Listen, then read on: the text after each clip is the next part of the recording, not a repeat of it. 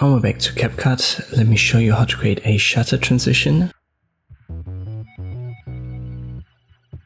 Add our two clips here.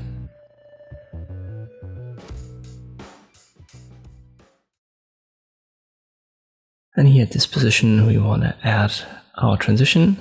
So we go to transitions right here, open the drop down.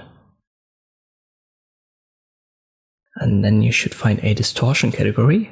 And here are two shutters inbuilt. Just download them, click on the plus sign. If you get a warning message, confirm it.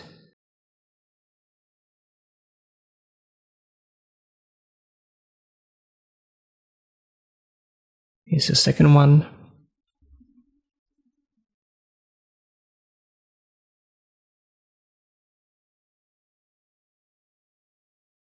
If you can't find them, use the search bar. They should pop up.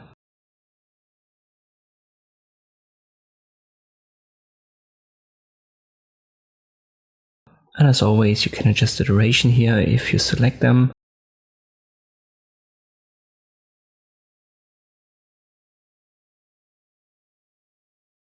And then you can make this a little bit slower.